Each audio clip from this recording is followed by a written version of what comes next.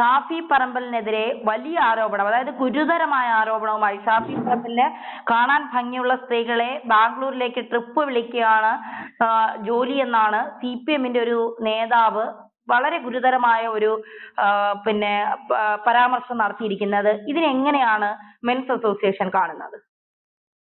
ഇപ്പൊ ഈ ആരോപണം ഉന്നയിക്കാൻ ആർക്കും പറ്റുമല്ലോ, പക്ഷെ CPM-ന്റെ മുതിർന്ന നേതാക്കന്മാർ വരെ അത് തള്ളിക്കളഞ്ഞു എന്നുള്ളത് യാഥാർത്ഥ്യമാണ്.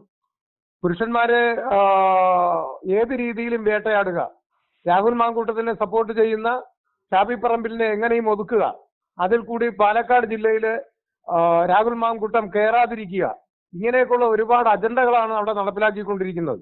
അതിന്റെ ഭാഗമായിട്ടാണ് ഇങ്ങനെ ഒരു ആരോപണം ഷാഫി പറമ്പിലിനെതിരെ വന്നിരിക്കുന്നത്. കാരണം കോൺഗ്രസിൽ രാഹുൽ മാങ്കൂട്ടത്തെ ഏറ്റവും കൂടുതൽ ശക്തമായിട്ട് അനുകൂലിക്കുകയും അദ്ദേഹത്തിന് പൂർണ്ണ പിന്തുണ കൊടുക്കുകയും ചെയ്യുന്നത് അദ്ദേഹവും അദ്ദേഹത്തിന്റെ പാർട്ടിയിലെ കുറച്ച് ആൾക്കാരുമാണ്. അപ്പൊ അവരെയൊക്കെ എങ്ങനെ പിന്നോട്ടടിക്കാം? കാര്യം സ്വാഭാവികമായിട്ടും ഒരു പെണ്ണ് കേസ് ഏതെങ്കിലും ഷാഫി പറമ്പിലിനെതിരെ വന്നു കഴിഞ്ഞാൽ, കാരണം ഇങ്ങനെ ഒരു ആരോപണം ഉന്നയിക്കുമ്പോൾ ഏതെങ്കിലുമൊക്കെ പെൺകുട്ടി അടുത്ത് ഇതേപോലെ ഫേമസ് ആവാൻ വേണ്ടിയിട്ട് അവൾക്കൊരു മൈലേജ് ഉണ്ടാക്കാൻ വേണ്ടിയിട്ട് അവൾ ഷാഫി പറമ്പിലിനെ ഒരു തേജോവധം ചെയ്യുന്ന രീതിയിൽ ഏതെങ്കിലും ഒരു ആരോപണം ഉന്നയിച്ചാൽ അതോടുകൂടി പോയില്ലേ.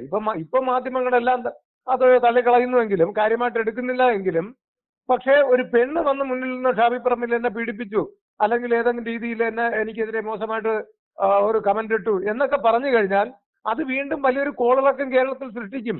ഇങ്ങനെ അല്ല രാഷ്ട്രീയ പ്രവർത്തനം നടത്തേണ്ടത്. ഇതൊക്കെ വെറും മൂന്നാംകിട തരം താഴ്ന്ന പരിപാടിയാണ്. ഈ പരിപാടികൾ നിർത്തേണ്ട സമയം കഴിഞ്ഞു എന്നുള്ളതാണ് എനിക്ക് പറയാനുള്ളത്. ഇങ്ങനെ പറയുന്ന നേതാക്കന്മാരെ പാർട്ടിയും തള്ളാൻ തയ്യാറാണ്. കാര്യം CPM മുതിർന്ന നേതാക്കന്മാർ AK ബാലൻ ഉൾപ്പെടെയുള്ളവർ അത് തള്ളിക്കളഞ്ഞു എങ്കിൽ പോലും, പക്ഷേ ഇങ്ങനെയുള്ള ആരോപണം ഉന്നയിക്കാൻ പാടില്ലെന്നേ. അതെന്തിനാണ്? കാരണം ഈ ആരോപണം ഉന്നയിക്കുന്ന ആളിന് നാളെ ഇങ്ങനെ വരില്ല എന്ന് ആര് കണ്ടു? അപ്പൊ ഇത് വ്യാപകമായിട്ട് ഇപ്പം നടന്നു വരികയാണ്.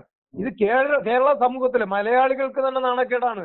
ഇത് വരുന്ന സ്ത്രീകൾക്ക് സാധാരണ നിരപരാധികളായിട്ടുള്ള ഇരകളായിട്ടുള്ള സ്ത്രീകൾക്ക് നീതി കിട്ടാതിരിക്കുവാനുള്ള ഒരു സ്ഥിതിയാണ് ഇനി നമ്മുടെ സമൂഹത്തിൽ വരാൻ പോകുന്നത്. ഇതിവിടെ നിർത്തലാക്കിയേ പറ്റത്തുള്ളൂ. ഇപ്പോ റിനി ആൻ ജോർജിനെ പോലെ ഒരാളെ കൊണ്ടുവന്ന് ചില പരാമർശങ്ങൾ നടത്തി, പിന്നീട് തുടരെ ആളുകൾ വന്നു. അതിനുശേഷം രാഹുൽ മാങ്കൂട്ടത്തെ യൂത്ത് കോൺഗ്രസിന്റെ അധ്യക്ഷ സ്ഥാനത്ത് നിന്ന് പുറത്താക്കുന്നു, പ്രാഥമിക അംഗത്വത്തിൽ നിന്ന് പുറത്താക്കുന്നു. ഈ ഒരു കാഴ്ചയാണ് നമ്മൾ കണ്ടത്. അത് പെണ്ണ് കേസിലൂടെ ഒരു നേതാവിനെ ഒതുക്കുക, മറ്റൊരു രീതിയിലും പറ്റാത്തത് പെണ്ണ് കേസിലൂടെ ഒതുക്കുക എന്നുള്ളതാണ്. അതുപോലെയാണ് ഈ ഷാഫി പറമ്പിൽ. ആദ്യം CPM-ന്റെ ഒരു നേതാവ് വരുന്നു, ഇനി തുടരെ എന്നെ ഷാഫി അവിടെ വിളിച്ചിട്ടുണ്ട്, ഇവിടെ വിളിച്ചിട്ടുണ്ട്, ട്രിപ്പിന് പോകാൻ വിളിച്ചിട്ടുണ്ട്, എന്നെ 5 സ്റ്റാർ ഹോട്ടൽ വിളിച്ചിട്ടുണ്ട്, അങ്ങനെ പറഞ്ഞുകൊണ്ട് ആരെങ്കിലും ഒക്കെ രംഗത്തെത്താൻ ഇതുവഴി സാധ്യതയുണ്ടോ? അതിന്റെ ഒരു മുൻ നടപടി പോലെയാണോ CPM-ന്റെ നേതാവ് പറഞ്ഞു വെച്ചത്? തീർച്ചയായിട്ടും അത് തന്നെയാണ്. യാതൊരു മാറ്റവുമില്ല. ഞാൻ മനസ്സിലാക്കുന്നത് അങ്ങനെ തന്നെയാണ്. ഇവിടെ രാഹുൽ മാങ്കൂട്ടത്തിനെ കുരുക്കാൻ വേണ്ടിയിട്ട് കോൺഗ്രസിലെ തന്നെ ചില നേതാക്കന്മാർ ശ്രമിച്ചു എന്നാണ് ഞാൻ മനസ്സിലാക്കുന്നത്. ഇവിടെ നേരെ മാറി ഇടതുപക്ഷത്ത് നിന്ന് അടുത്ത് CPM-ന്റെ നേതാവ് വന്നിരിക്കുന്നു. അപ്പൊ അത് പറയുകയാണ്, ഇദ്ദേഹത്തെ ഈ ആരോപണം ഉന്നയിക്കുമ്പോൾ അടുത്ത് സ്ത്രീകൾ, ഇത് കണ്ടുകൊണ്ടിരിക്കുന്ന സ്ത്രീകൾ ഉടനെ അവർക്ക് ആർക്കെങ്കിലും തോന്നും എനിക്ക് ഒന്ന് വൈറലാവാം. റിനി ഇപ്പോ എന്തായാലും സുഖമായിട്ട് ചിരിച്ച് കളിച്ച് സന്തോഷിച്ച് റീൽസും ചെയ്ത് നടക്കുകയല്ലേ, അപ്പൊ ഇതുപോലെ എനിക്കും ആകാം, ഇതിന്റെ പിന്നാമ്പുറത്ത് കുറച്ച് കാശും കൂടി കിട്ടും എന്നൊക്കെയുള്ള ഒരു സാഹചര്യം വരും.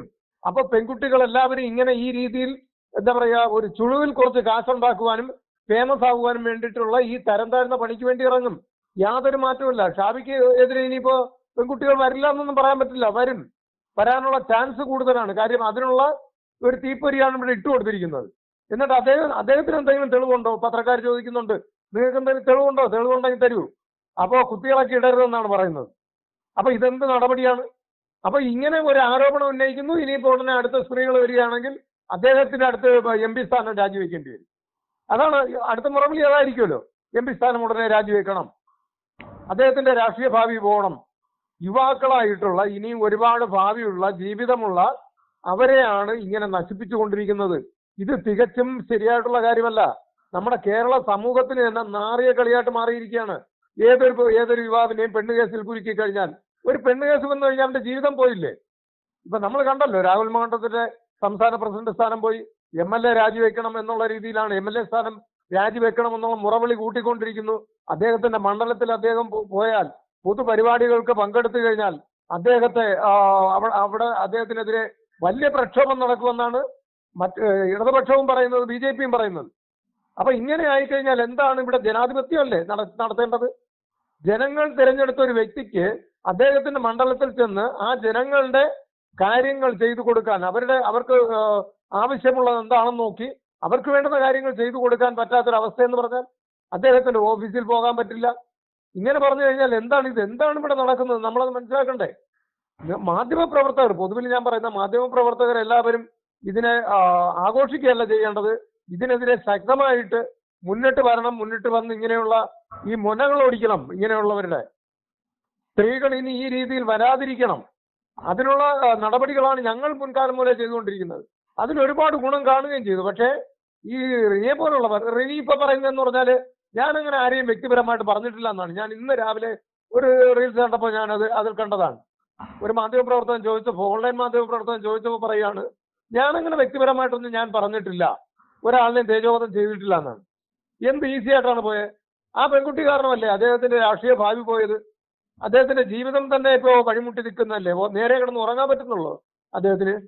ഉറക്കമില്ലാതെ ഒരു മനസ്സമാധാനം, ഉറക്കമില്ല, ഭക്ഷണം കഴിക്കാൻ പറ്റാത്ത അവസ്ഥയാണ് അദ്ദേഹത്തിന്റെ ജീവിതം എന്നാണ് അദ്ദേഹം പറയുന്നത്. അല്ല, ഇപ്പോ ഇത് പറഞ്ഞപ്പോഴാണ് ഈ ലക്ഷ്മി പത്മ, ഇദ്ദേഹം ഈ ഡ്രോമയിലാണെന്നൊക്കെ പറഞ്ഞപ്പോൾ ലക്ഷ്മി പത്മ ഇരയെ കണ്ടു, ഇതിലും വലിയ ഡ്രോമയിലാണ് ഇര, കേസ് കൊടുത്താൽ അതിന് വരാൻ പോകുന്ന പ്രത്യാഘാതങ്ങൾ തനിക്ക് താങ്ങാവുന്നതിലും അപ്പുറമാണ്. അപ്പൊ ഇരയുടെ ഭാഗം കൂടി നമ്മൾ അവിടെ ചിന്തിക്കണ്ടേ? ആരാണ് ഇര? ഏതിരയാണ് പറയുന്നത്? ഇവിടെ അയാള് ഏതെങ്കിലും പെൺകുട്ടിയുടെ വീട്ടിൽ പോയി ബലാത്സംഗം ചെയ്തെങ്കിൽ മാത്രമല്ല അത് ഇരയാകുന്നുള്ളൂ. പരസ്പരം അങ്ങോട്ടും ഇങ്ങോട്ടും സമ്മതത്തോട് കൂടിയിട്ട് ശാരീരിക ബന്ധത്തിൽ ഏർപ്പെട്ടിട്ട് അത് ഇര എന്ന് പറഞ്ഞു കഴിഞ്ഞാൽ ഇദ്ദേഹമല്ലേ? ഇതിന്റെ ഇര എന്ന് പറഞ്ഞ രാഹുൽ മാങ്കൂട്ടമാണ്. അടുത്ത ഇര ഇതാ വരാൻ പോകുന്നു, ഷാഫി പറമ്പിൽ. അപ്പൊ ഓരോരുത്തരെ ഇരയാക്കുകയാണ് ഇവിടെ. ആര് ശക്തമായിട്ട് മുന്നോട്ട് നിൽക്കുന്നോ അവരെ ഇവിടെ നശിപ്പിക്കുകയാണ്. ആ ജീവിതം നശിപ്പിച്ചു, അയാളുടെ സ്ഥാനങ്ങൾ പോവുകയാണ്, ആത്മഹത്യയുടെ വക്കിലാവുകയാണ്. ആത്മഹത്യ ചെയ്യേണ്ട വക്കിലല്ലേ ഇവരൊക്കെ നിൽക്കുന്നത്? അപ്പൊ ആരാണ് യഥാർത്ഥത്തിൽ ഇര എന്ന് പറയുന്നത്? ഈ പെൺകുട്ടിയോ? ഈ പെൺകുട്ടിയോ ഇരയെന്ന് എങ്ങനെ പറയാൻ പറ്റും? ഇരയാകാതിരിക്കണമെങ്കിൽ എന്ത് ചെയ്യണം?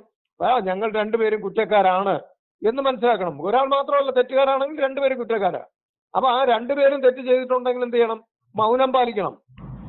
ഇവരാരും പറഞ്ഞുകൊണ്ട് നടന്നില്ലല്ലോ. അപ്പോ ആ പെൺകുട്ടിയും രണ്ടുപേരും എനിക്കും തെറ്റുപറ്റി എന്ന് സ്വയം മനസ്സിലാക്കുക, എന്നിട്ട് മാന്യമായിട്ട് മര്യാദയ്ക്ക് നിൽക്കുക. അപ്പൊ പിന്നെ അവിടെ ഒരു തേജോവധം ഉണ്ടാവില്ല, ഒരു ബുദ്ധിമുട്ടും ഉണ്ടാവില്ല. കാര്യം വിവാഹം കഴിച്ചതിന് ശേഷം ചെയ്യേണ്ടത് വിവാഹം കഴിച്ചതിന് മുൻപേ ചെയ്തു കഴിഞ്ഞാൽ ഇങ്ങനെ ഇരിക്കുമെന്ന് എന്താ പെൺകുട്ടിയൊക്കെ വിവരം ബുദ്ധിയും വിവേകമൊന്നുമില്ലേ? പുരുഷന്മാരെക്കാളും ചിന്തിക്കാനും പ്രവർത്തിക്കാനും ഉള്ള കഴിവ്, ശേഷി കൂടുതൽ സ്ത്രീകൾക്കെന്നാണ് എൻ്റെ അഭിപ്രായം. എൻ്റെ കാഴ്ചപ്പാട് അങ്ങനെ തന്നെയാണ്.